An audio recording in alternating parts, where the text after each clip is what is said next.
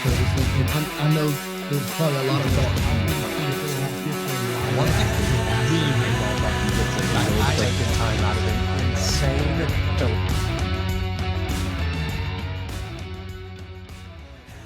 If you had a dream to play professional basketball, would you keep pursuing it?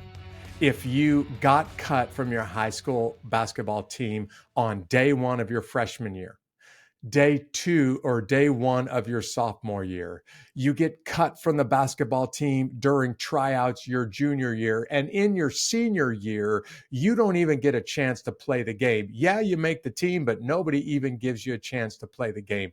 Would you keep pursuing your dream, or would you just say, I guess I'm not good enough? I'm going to make this a little bit harder for you. What if you go to college, but you don't get a scholarship you have to walk on, you work hard, and when college is over with, nobody is calling you, nobody is interested. Would you still pursue your dream? Because my guest on this episode of Unbeatable, Dre Baldwin, didn't give up in spite of all of those setbacks and ended up playing ball for almost 10 years. This episode of Unbeatable will fire you up when you hear from this guy who played professional basketball and started to coach and to lead others as like an online entrepreneur, Dre Baldwin.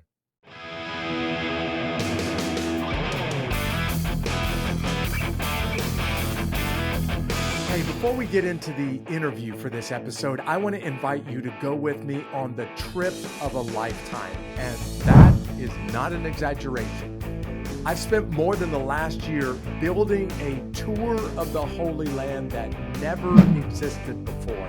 This is what we're calling the unbeatable adventure, where we're going to rappel, we're going to climb cliffs, we're going to ride mountain bikes through the countryside, we're going to swim in the Dead Sea, we're going to climb trails, we're going to spend nights under the stars and spend days in luxury hotel rooms.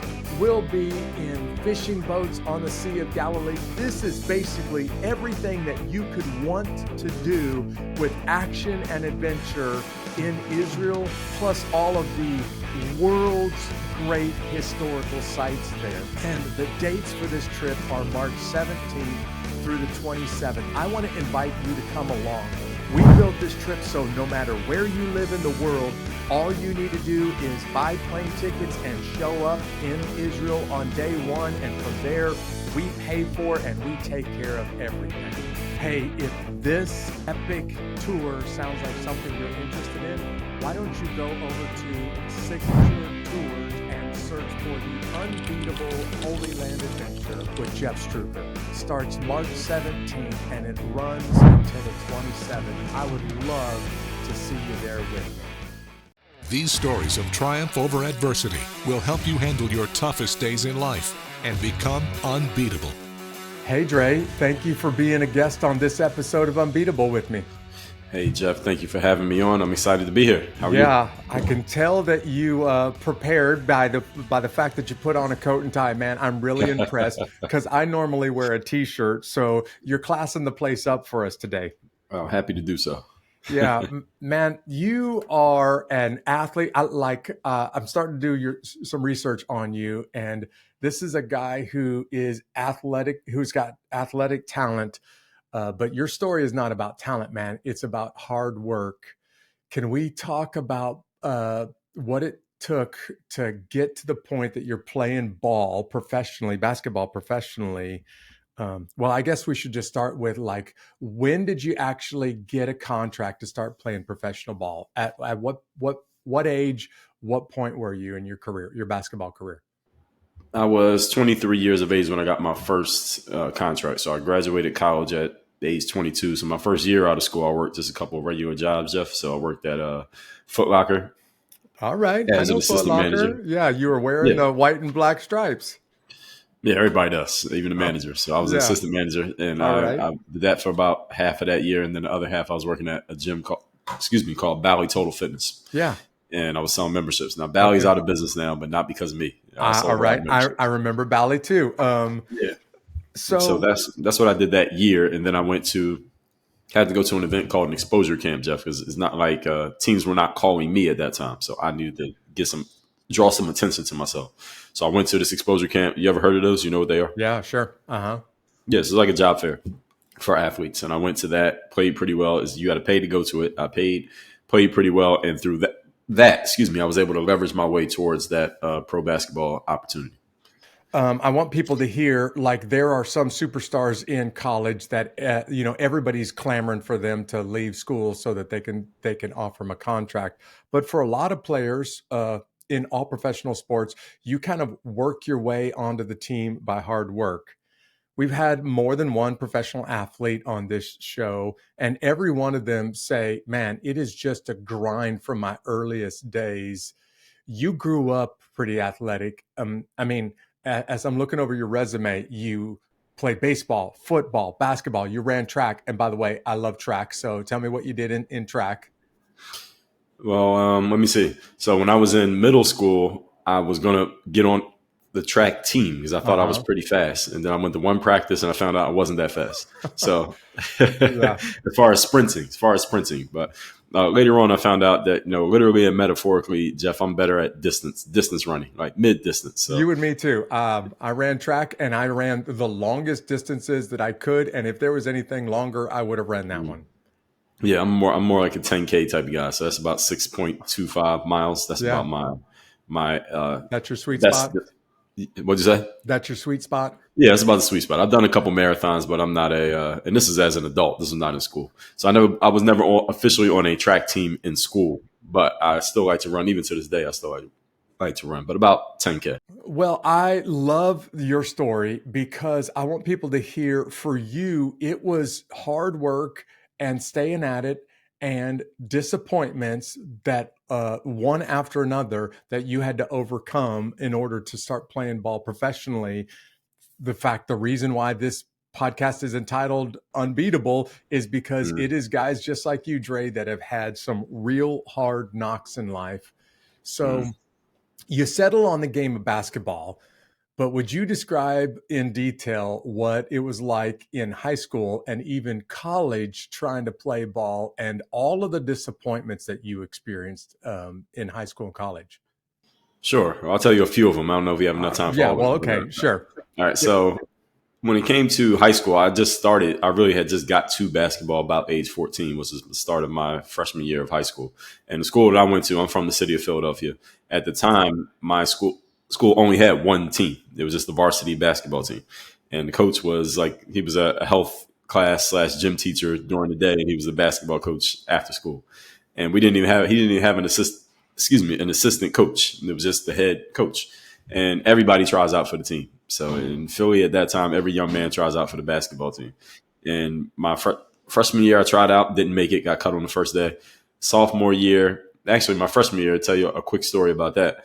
The school that I went to is George Washington Carver High School of Engineering and Science in Philadelphia. And the school that we were housed in at the time was actually a converted elementary school. They made it into a high school. And the reason why that matters is because the gym was a very small. I'm sure. I was going to say, I can imagine what the gym was like or the athletic facilities. Well, we didn't have any athletic facilities, Jeff. We had a gym. That's what we had. There was no grass. At lunchtime, we went out to this big slab of concrete. There was no grass. All right. So anyway, in the gym is so small. It definitely wasn't a full length basketball court. Not even close. About half of it. And the sidelines, there was no space. There were no bleachers in our gym. So if you went to the game to watch the team play, you stood along the wall, and the sidelines were literally right there. So if someone dribbled the ball up the sideline, you could reach out and touch them. That's how close you were to the court. And this is where we went 4 years. That was my high school. So my freshman year, I'm watching the coach because I'm like, I know I don't have to beat out all these kids. I just got to impress the coach. So I'm looking for what he's looking for to make the team. So I noticed if somebody made one shot, he would kind of be impressed. So I'm like, all right, all I got to do is make one shot. So my freshman year tryouts, I only shot the ball one time, Jeff. And the one time I shot the ball, the basketball hit the ceiling of the gym. Right. So I love this. So I told you this is a small gym. So the ceilings were kind of low. They were lower than they should have been. So if you're going to shoot a jump shot in there, it had to be perfect. It had to be a flat trajectory, right? Yeah. If you shot with too much arc, the ball would hit the ceiling. So my shot hit the ceiling. Needless to say, I did not make the basketball team that year. So sophomore year, tried out again, got cut on the first day. Junior year, I thought I was ready to go. So by this point, if I got a running start and everybody got out the way, I could dunk. All right, so I was starting to become much better. And I heard that Michael Jordan, he didn't make his high school team, so he was a junior. That's right. So, yep. Jeff, I was still on track to be the greatest player of all time at this point. Yeah. So I go, Jordan, look out, here I come, right? Yeah, exactly. I'm right on the same path. So I tried out that year and didn't make it either. So that year I just happened to I got in a bad matchup. I think I was a much better player by my junior year, but I got in a matchup with a senior who was physically stronger than me, and I had never lifted any weights at that time. So he just posted me up and just kept scoring on me, and I couldn't stop him. So I didn't make the team that year. Senior year, I finally make the team, and I had great seats the entire season, front row, right on the bench, watching all the games. So getting out of high school, no one would have predicted that I was going to keep playing basketball. I at least had made the team. I could say I did that, and it was over. Most people would have reasonably said, "It's done. You're done with basketball." I was going to college as a student. I was going to go to college, so I figured, let me just try to walk on wherever I go. I happened to go to a school, Penn State Abington, which is now Division III. At that time, it was what they call provisional D3, which meant you only play 2 years. If you go there, you can only play 2 years of sports. So everybody was a freshman or a sophomore. So I went there, made the team, started as a freshman. So obviously I was getting better, right? But this is a small pond. So I was kind of a medium-sized fish in a small pond at Penn State Abington. Didn't set the world on fire, but I was good enough to be a starter. Season ends, I just kept coming to campus because Penn State Abington's campus doesn't have dorms, Jeff. So when you go to school there, you live at home and you travel to campus every day. And since I had access to the gym, this is the first time in my life I ever had access to a gym, indoor gym, all the time. So I would drive up to the campus 20 minutes every day from my parents' home to use the gym just because I had access. Because after the season ended, I never saw any of my teammates ever again. Because my teammates who I had played with there, these guys were not ambitious about basketball. Yeah, they're playing because they can, not because they are. Most players at the D3 below, they're not thinking NBA, NFL. They're just playing because they can. So after the season, none of these guys came in the gym again because they didn't care about it like that. So I would be in the gym all the time. Never saw those guys. School ends. I'm coming up to the campus in the summer. So anybody been on a college campus in the summer is just a beautiful place. It was empty. Nobody there. So I'm about to go work out one day. I hadn't eaten any food. So I walk across the campus to the cafeteria. Penn State Abington's campus has 4 buildings. Gym, cafeteria, and 2 buildings for classrooms. That's the whole campus. So I walked across to one of the other 3 buildings, cafeteria. I get some food. I'm walking out. Some guy just approaches me, start asking me questions about what position I play. And I don't know this guy. And Penn State Abington is a very small campus. And, I think people are watching this is on video? Yep.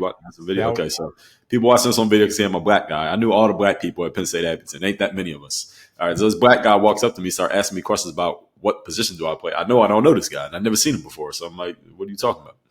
And we start up a conversation. He starts asking me about my major. He's an older guy. He's like my parents' age. And he pulls out a business card. Turns out he works at a different Penn State branch campus. Penn State has 23 campuses. Wow. Now, he worked at Penn State Altoona, which happened to be a full-fledged Division III campus at the time.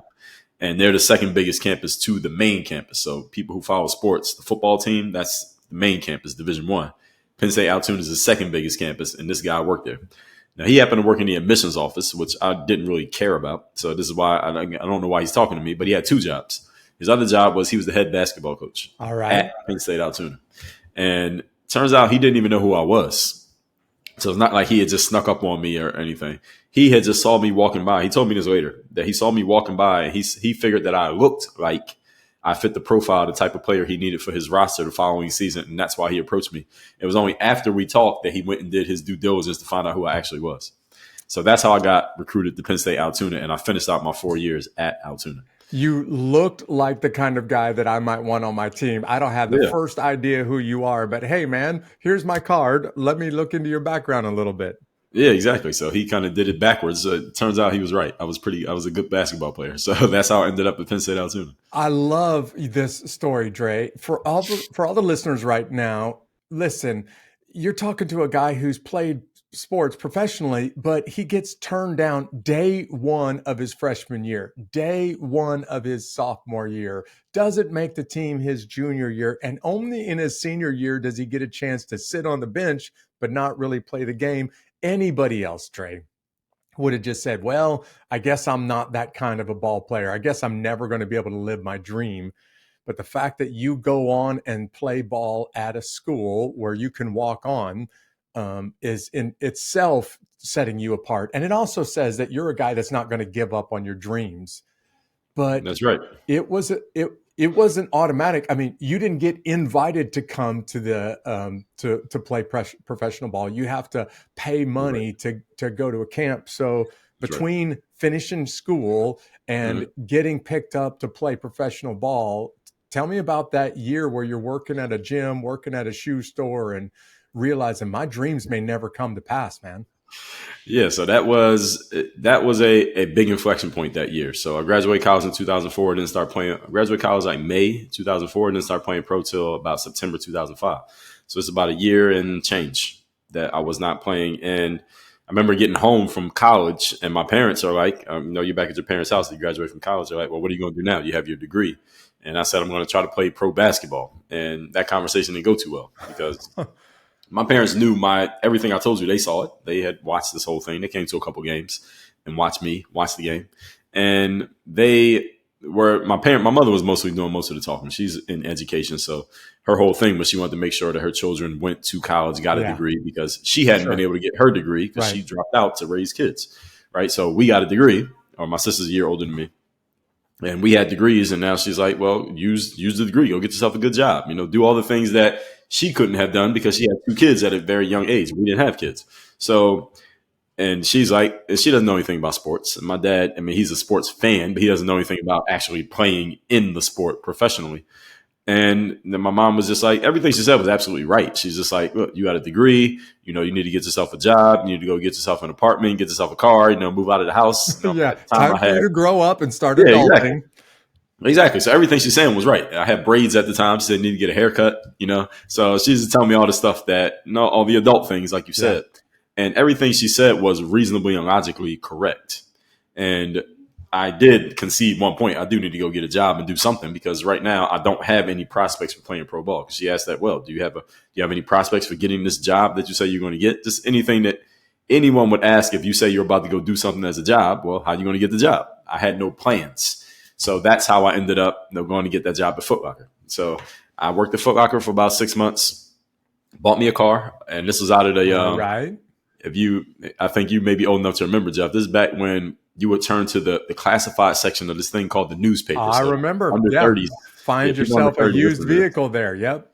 Right. So people under 30 listen to this thing called the newspaper we would get every day. It was printed out. It was before phones. Well, we had phones, but not smartphones. Right. So I bought this car sight unseen. There's no pictures. It just says what kind of car and how much. And it called this number. So I called the number, met this guy, bought this car for like $700. So now I got a car. All right. Step 1. Got a job. Step 2. Didn't move out. But then at the 6 months, I went and worked at Bally Total Fitness.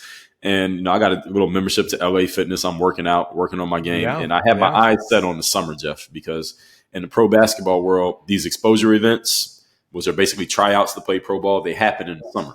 So I knew I was just going to spend that year, get in shape, work on my game. And by the summer, I'll be ready to try out to play pro ball. So that was my whole aim. So I knew this exposure camp that I was going to go to. I was thinking about it in January.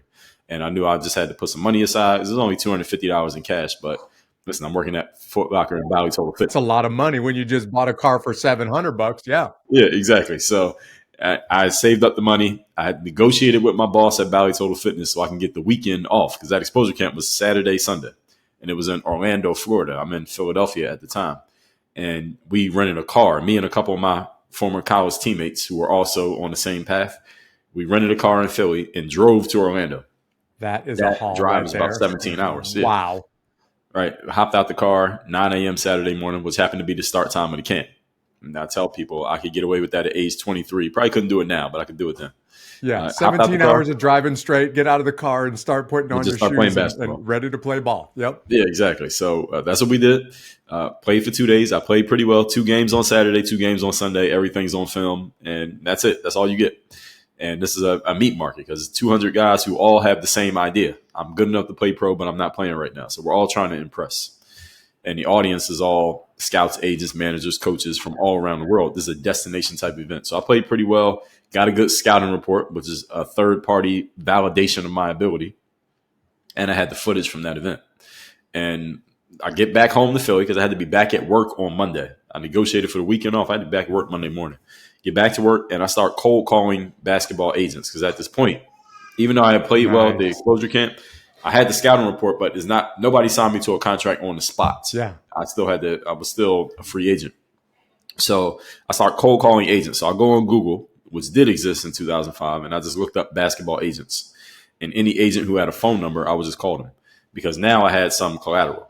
A year before, I had no collateral. I could have called them then, but I had nothing to offer them. Now I had the scouting report and footage.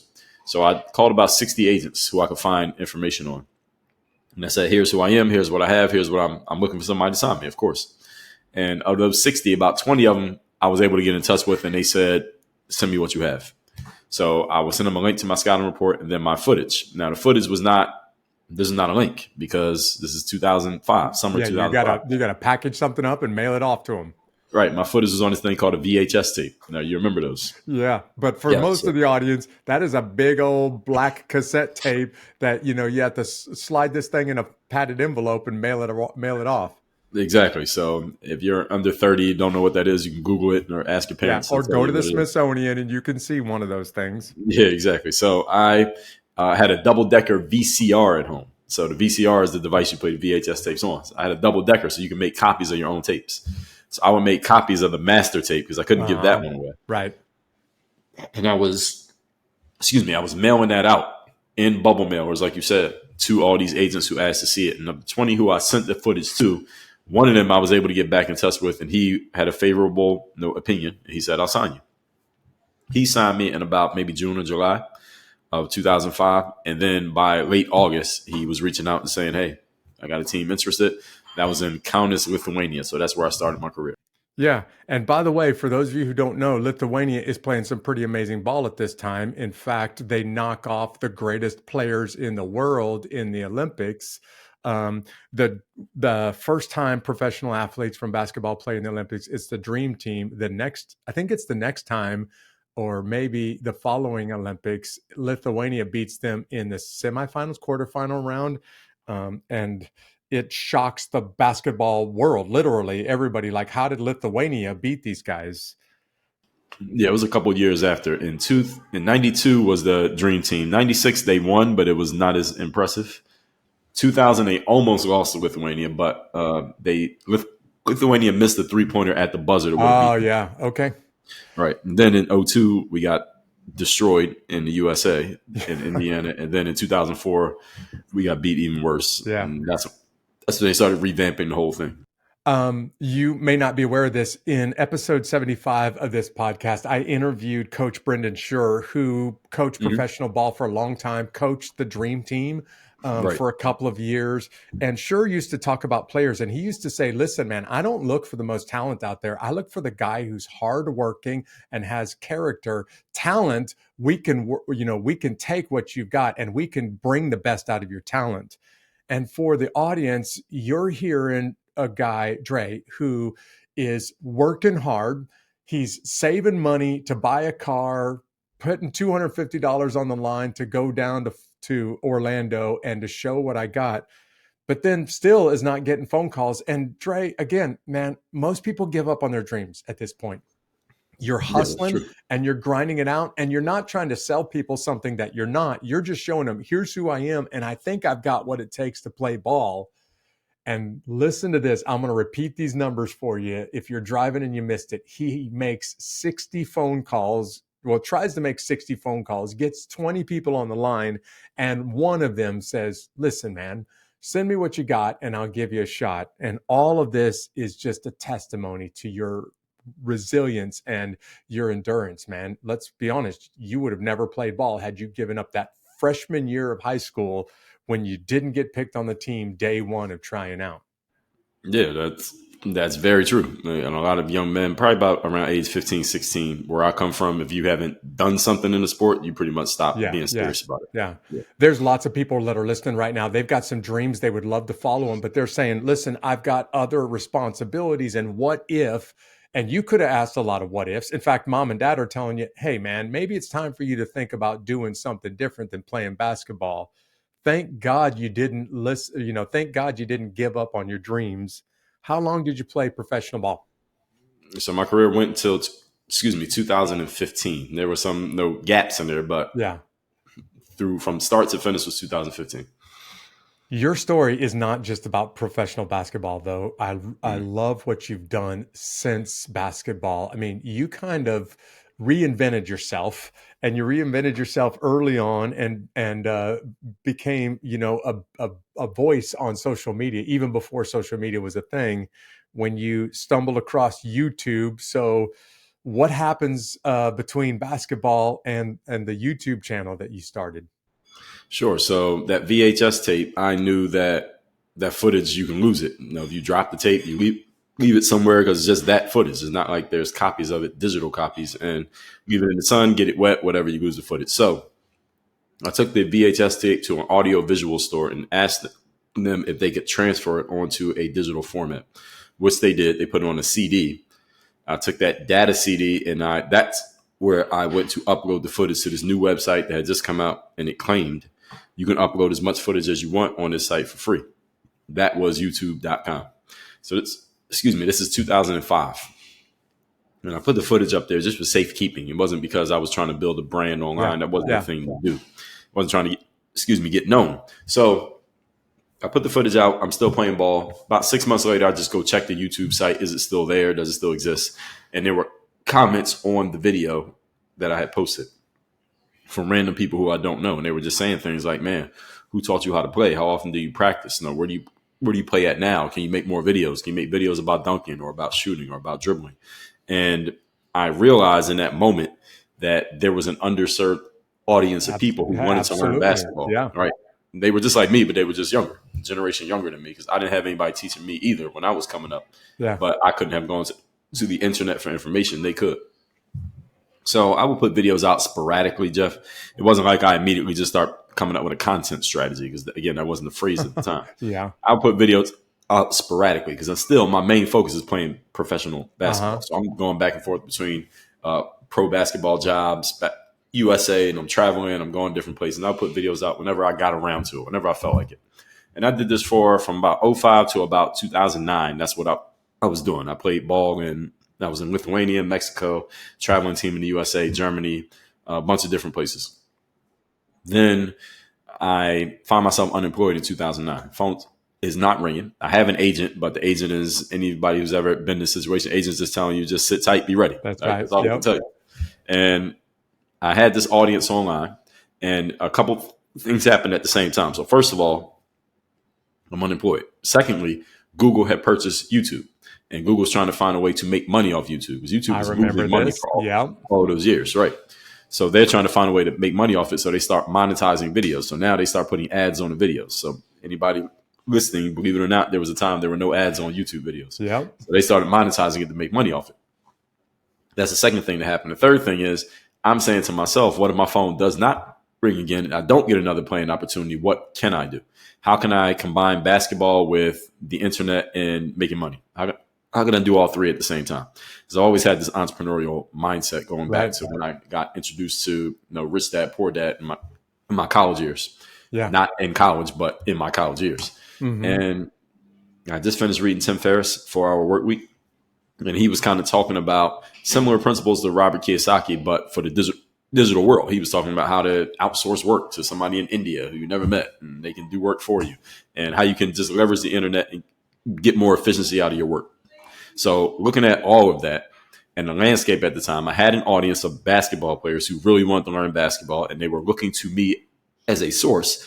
I figured, how can I make money from this? So I started creating my own products. The first products I created, it was two of them, Jeff. One of them was simple to advanced ball handling for basketball players, just teaching how to dribble. Another one was shooting, how to practice your shooting of the basketball.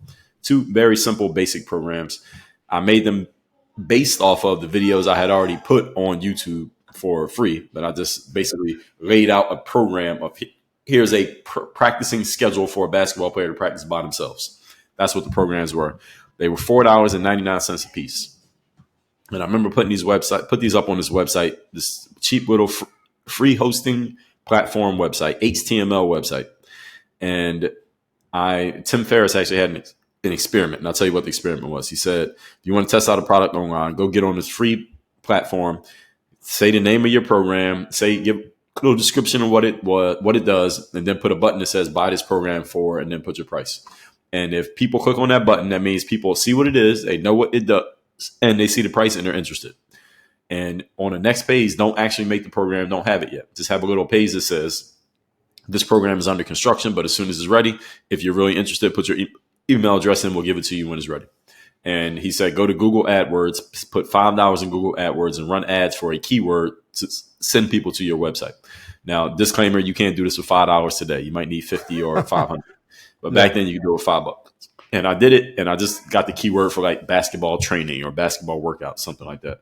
And people were putting their email address in. And he said, if you get people putting in their email address, that means you have a viable product and a market for it. Go make the product and sell it. And I did that.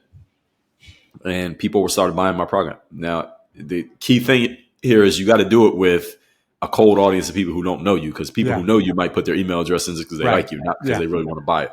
Right. So I went and made the program, and then I put a video out to my audience and said, hey, I do have this new product. It's called Hoop Handbook. Still have it to this day. Go to this website, get the program. And people bought the program. And I remember getting an email that night. This is probably late 2009, early 2010.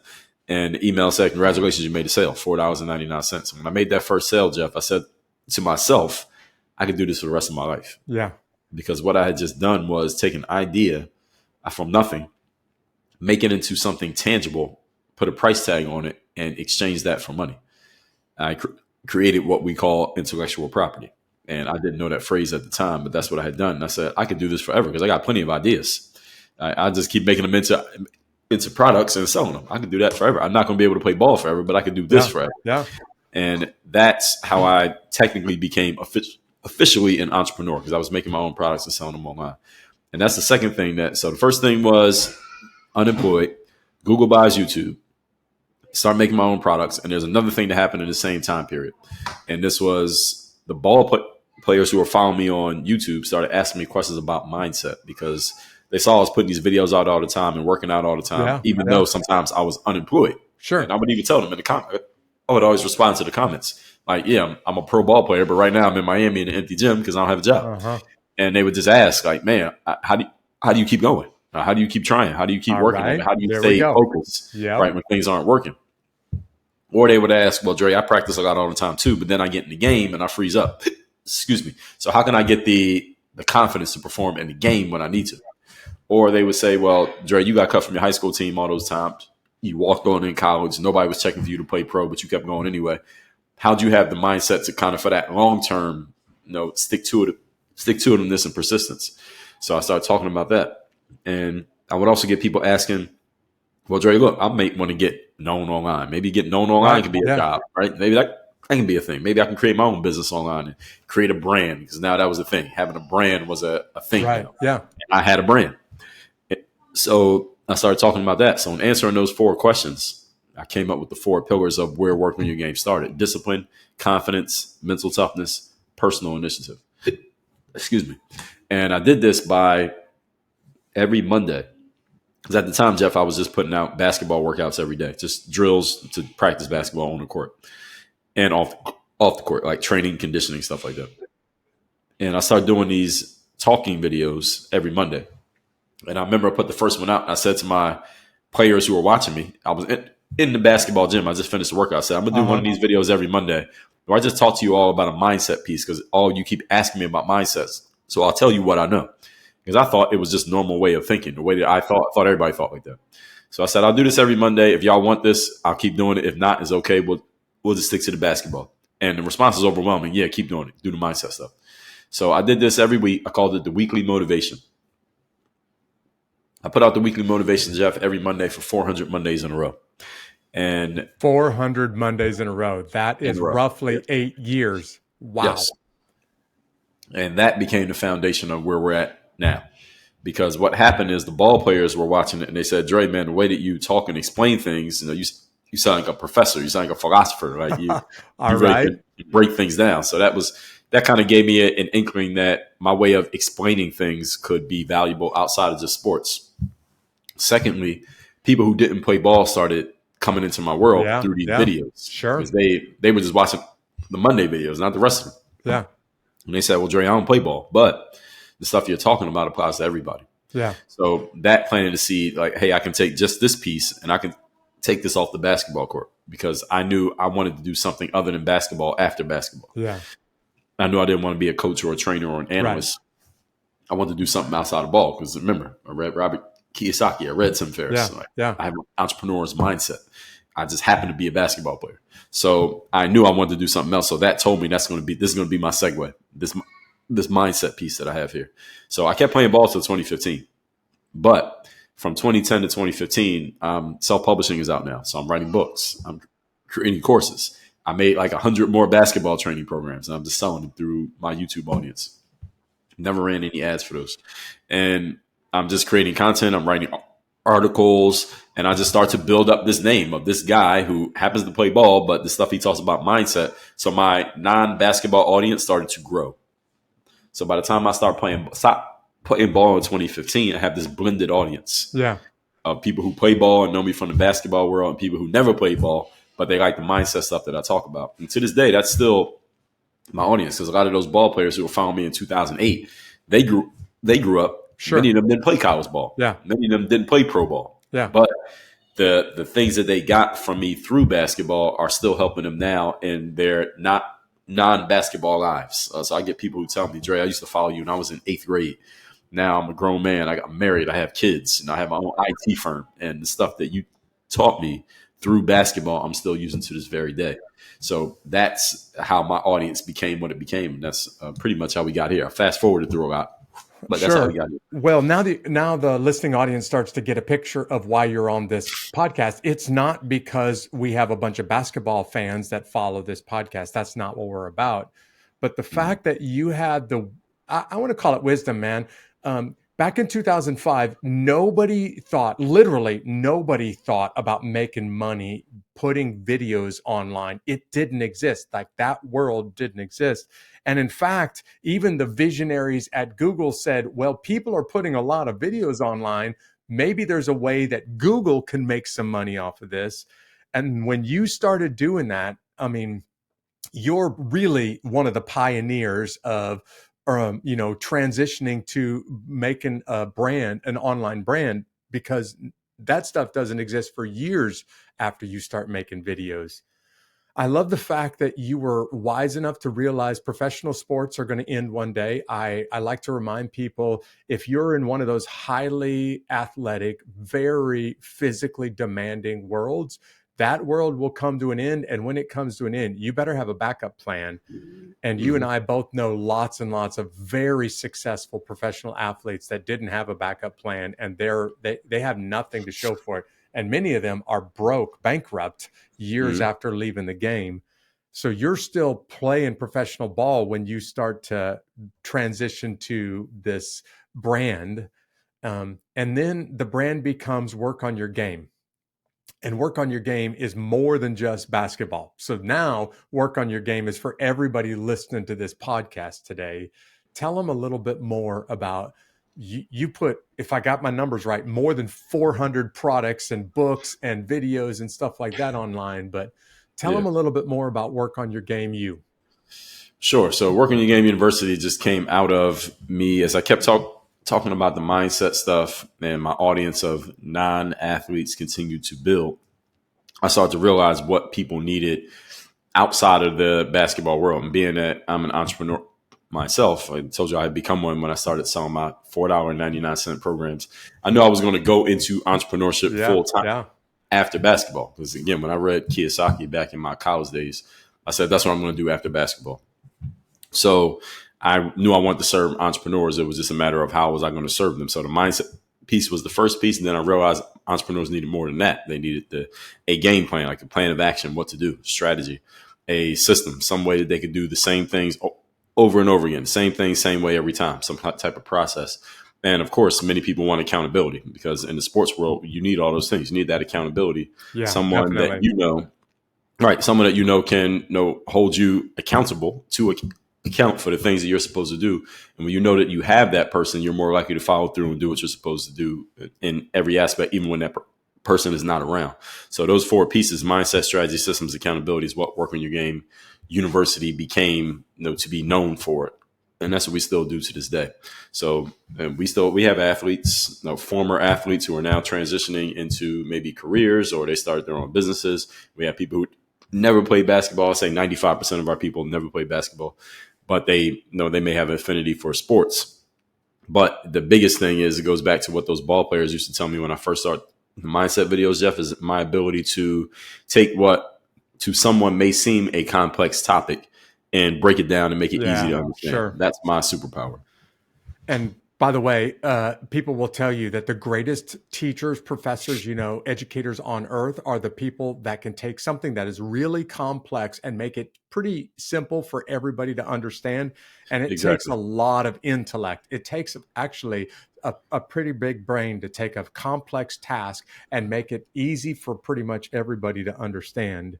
Dre, Exactly. you cranked out. Anybody who's watching this episode on YouTube can see the bookshelf behind you, and they can see that you've cranked out a lot of books and a lot of content.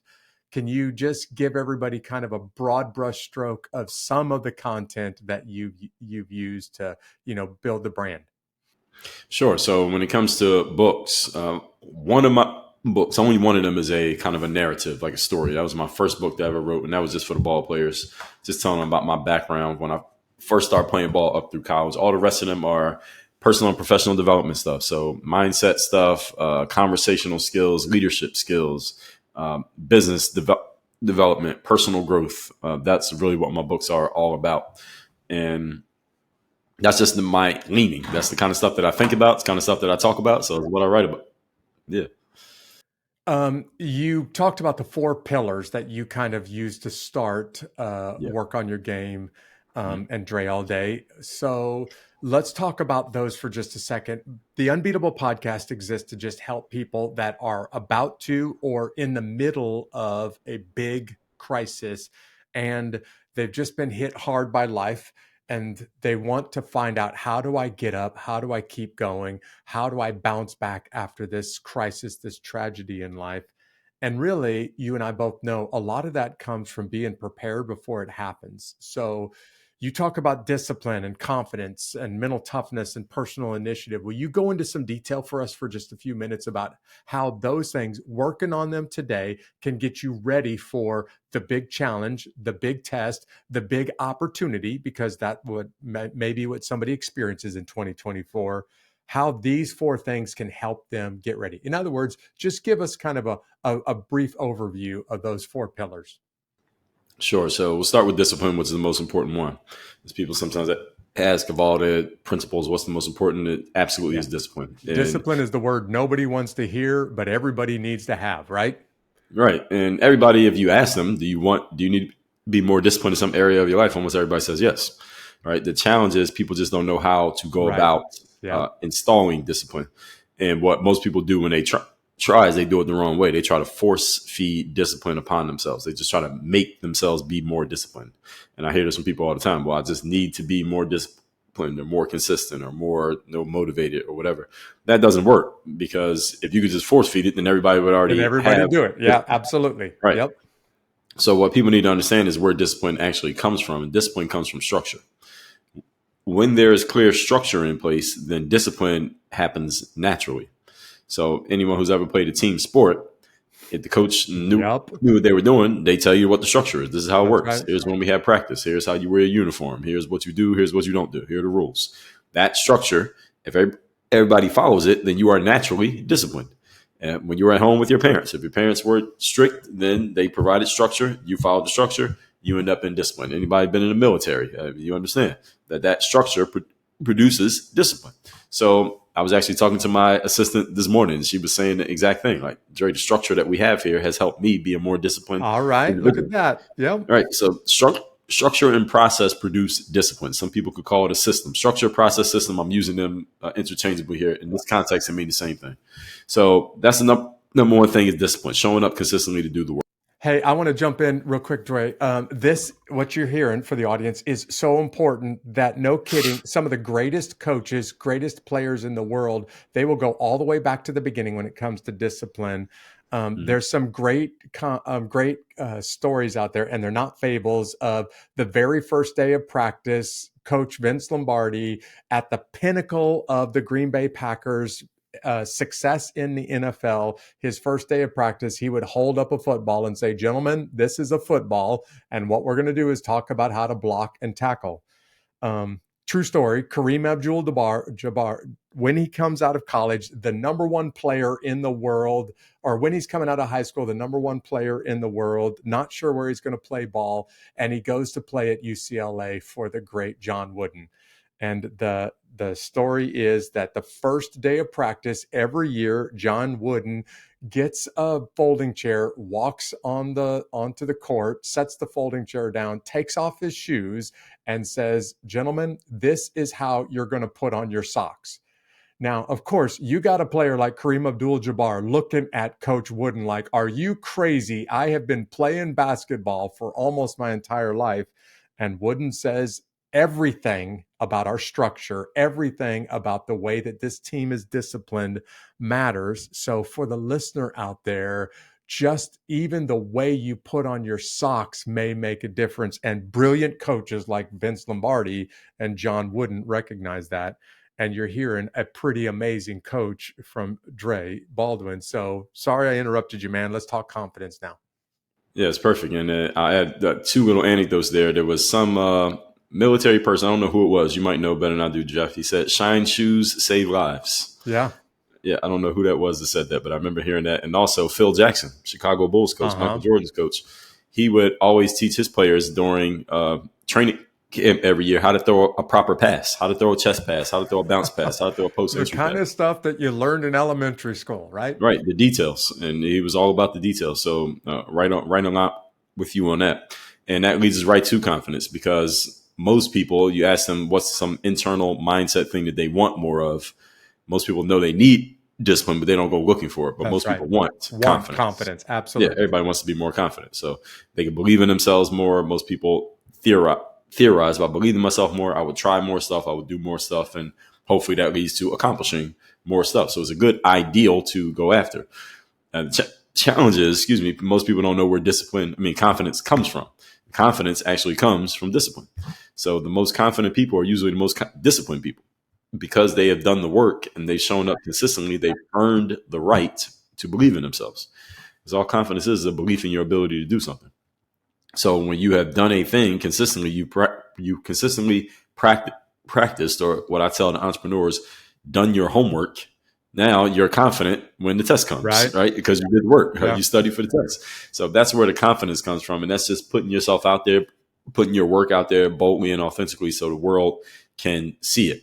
The challenge with confidence only comes from, again, it's a practice behaviors. You have to have practice something. So if you're doing something you've never done before, you can't really call on confidence. You don't have any. You're not supposed to have any. And instead, what you need there is courage. And that's a different thing. But that actually leads to I don't know if you have anything you want to ask on that before I go to the next one. Well, no, but I do want to add for you, and you're welcome to use this in some of your material going forward. One of the things that the Army taught me in special operations is how to shoot. And I got to the point that I was so confident that I knew I absolutely will not miss this target. And the reason I know I will not miss this target is because I have fired this scenario with this weapon at a target just like this 10,000 times. And on the 10,000th time, I'm confident now that I'm not going to miss this target. I don't even have to aim anymore. I know the muscle memory is there. And it's all because of that disciplined practice, that practiced behavior. And that really is where the whole confidence comes from. I know I'm not going to miss this target because I have done it so many times that it's almost impossible. Unless a satellite falls out of the sky and hits me on the head, I'm gonna make this shot. I'm gonna hit this target, which is where most people need to. That's where confidence comes from. So, man, I'm.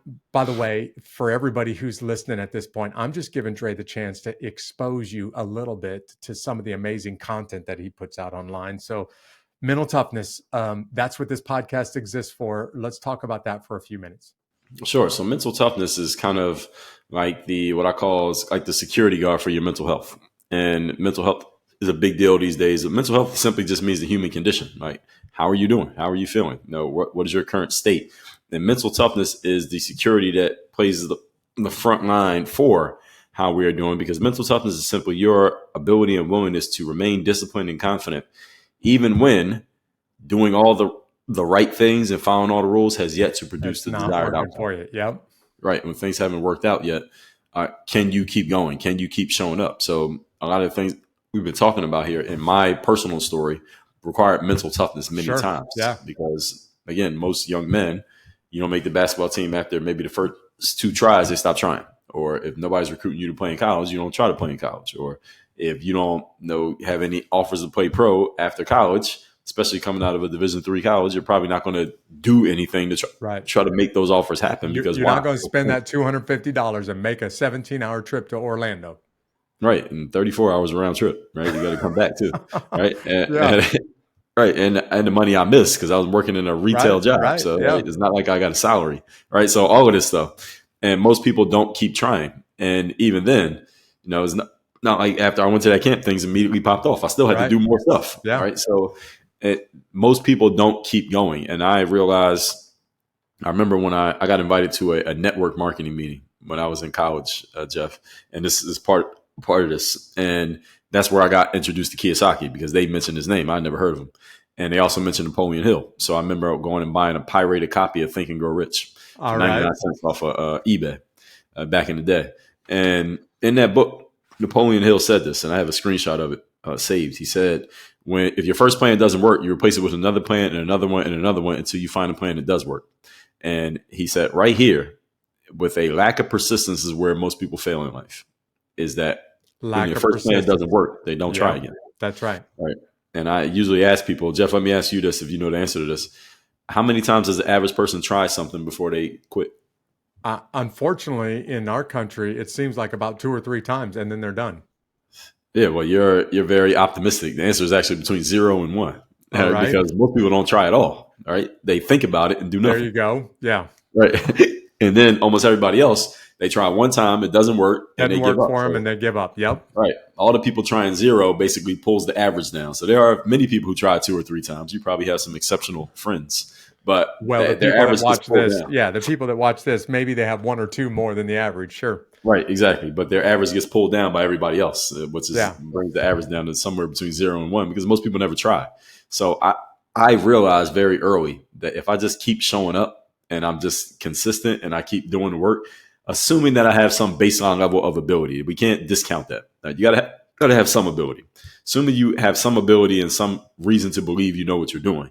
If you keep showing up, that can be the differentiating factor. So that's what mental toughness is about. Can you keep going even though things don't seem to be looking too good now? Yeah. Which takes us directly into the last one. The last one is personal initiative. And personal initiative is all about being a go-getter, making things happen instead of waiting for things to happen. So everything we talked about here, these 4 pieces are all mindset pieces. They're ways of thinking, but they don't actually do anything. You have to put all this stuff into action and actually do something. So even in just this bit we've been talking about here over this last 50 minutes or so, how many times did I have to go and take initiative because no one was calling me and inviting me to a place, but I invited myself basically and decided, hey, let me figure out how I can make something happen here, or at least let me give it a shot. Because again, many times I had this idea and it didn't work. Right? I tried out for high school 4 times, I only made it once. So a 25% success rate. Right? Yeah. In college, again, I made it in college, but again, I'm only playing at the D3 level. Like, who did I have to beat out to make the team? Like, nobody. Right? Nobody else was trying out. So it was just us who came to practice. And then going pro, even though I had a 9-year career in the professional ranks, I reached out to more teams and more agents than I actually signed with. Absolutely. Yeah. Right? So a bunch of agents I reached out to never called me back. And a bunch of teams I reached out to never responded. Right. So it's not like every time I tried something, it worked. And I don't want people to get that impression. I tried more things than I actually succeeded at. And when even with my resume, I tell people, I've done 4 TEDx talks, right? I've applied for about 30. Right? I've done 4. All right. So people got to understand that you don't have to have a high closing percentage, so to speak, in order to be successful. You just got to be willing to try often enough to get the outcomes. I mean, you know who has the most missed shots in the history of basketball, Jeff? Probably. No, I don't. Who? Kobe Bryant. Really? Yes. Wow. But he's one of the greatest players of all Sure. time. Yeah, Right? He's up there. He's somewhere in the top 10. I was Right? just thinking the greatest pitcher in baseball also has the most people, also walk the most people. The greatest hitter in baseball also Right. has the most strikeouts. I mean, this is just Right. true in literally some of the greatest politicians failed at every level until they, made it to the office of the president, or greatest business leaders that just went bankrupt a time and again, and then eventually stuck with it. So you're talking right now where everybody lives. Right. Dre, So you wouldn't be on this episode today if you didn't have the personal initiative to build a one-page website, put a button down at the bottom that says, click here if you're willing to spend $4.99 on my product. Talk about initiative, man. That's it right there. yes, I agree. And that was a pivotal day. I remember making that sale. I had a BlackBerry phone, a little red light would blink. Yeah, where the Yeah, light so- went off, you must have jumped for joy in the middle of the night. I just made $4.99 online, and didn't even have to be there in person. Right. And well, first I didn't jump for joy because I didn't know what the light was blinking for. It might have been a text message. You never know what's in that email. Yeah. So when I saw the email, that's when I got excited. There But you then go. I said, yeah, I could do this forever. And, that speaking on the Kobe Bryant, if you were to look up on basketballreference.com, the most missed field goals in the history of the NBA, like the top 50, like 45 of the top 50 are all in the Hall of Fame. Yeah, all of the greatest players that ever lived, right? Right. Yeah. Exactly. And they're there in the Hall of Fame because they were willing to take the shot. And that's what Exactly. we're talking about. And 0 to 1, if that's the statistics, most people are just not even willing to take the shot because what if I don't make it? And I want to say, Exactly. yeah, but what if you do? You'll never know until you take the shot. Exactly. And that's where the courage comes in, because what happens is, and sometimes I talk to people when I'm talking to them about doing something, maybe I'm coaching them on something, or they're talking about possibly being coached by me, and they'll say something like, well, Dre, things sound good, but I'm not confident in taking this next step. And I had to explain to them, well, of course you're not confident. You never did it before. Yeah, You're doing you've never something taken brand the new. step. Sure. You're not supposed to be confident. And the main reason many people, that number is between 0 and 1, is because many people operate off of what I call inaccurate formulas, Jeff. An inaccurate formula is when you are trying to solve a problem and you just have the wrong equation. So it's like in math class, if they said use the quadratic formula and you didn't know it, no matter what you do, you're going to get the wrong answer because you don't know the right formula. Yep. Right. So the formula for someone when you're doing something that you've done before and you want to do it again, the formula is to look for your confidence because you've done this before. You know you can. The formula when you're doing something you've never done before is not to look for confidence because you will not find it. You need courage. And what happens is people go looking for confidence when instead they should be looking for courage. They don't find the confidence, and then they say, well, I can't do it. Then they end up doing nothing. And this is why we have that between 0 and 1 average of how many times people try things. Yeah.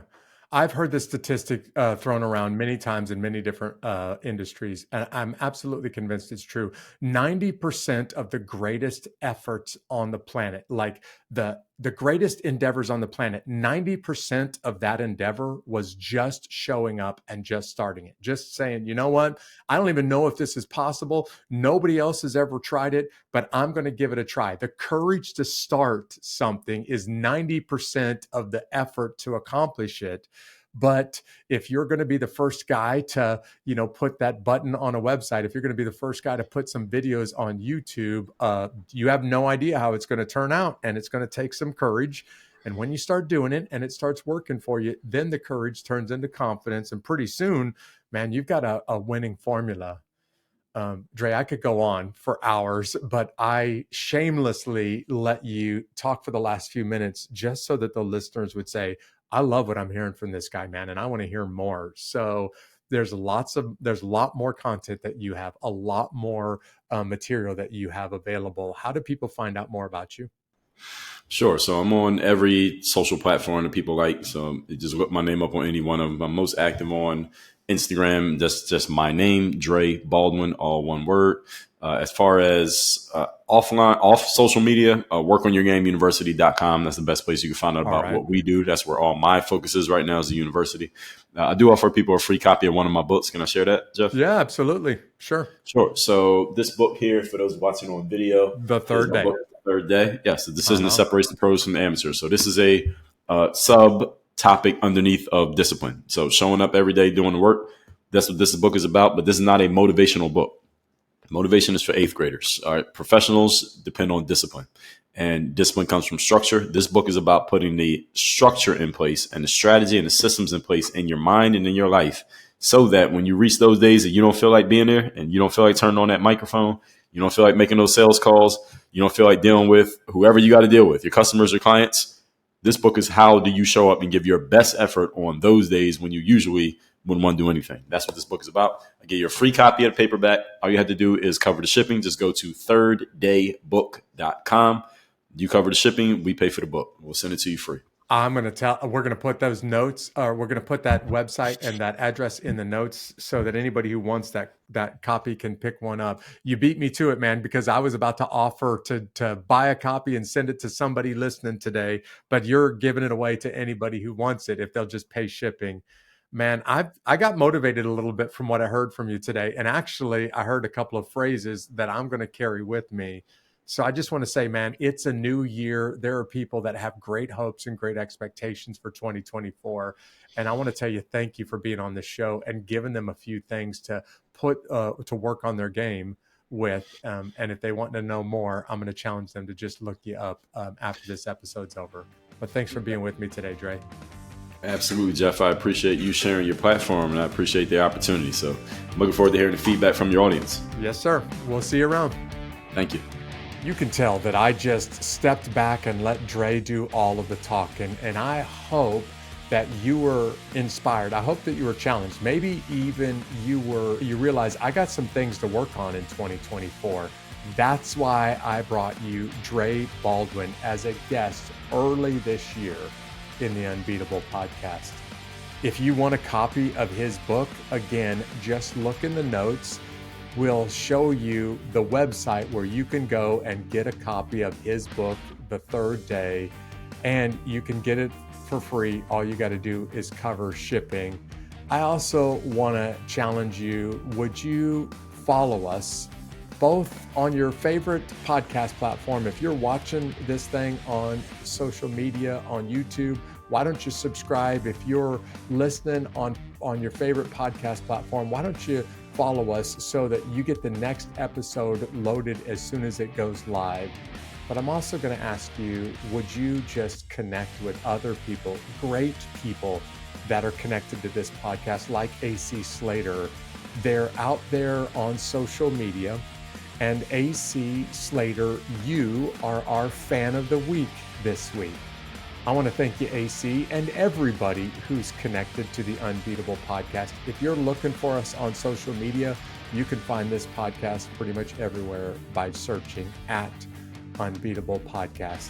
I hope you do take Dre up on the offer. I hope you get a copy of the book Third Day, and I hope that you heard something today that you're going to carry with you through the rest of 2024. Thanks for joining me on this episode. I'll see you right back there next week. God bless. These stories of triumph over adversity will help you handle your toughest days in life and become unbeatable.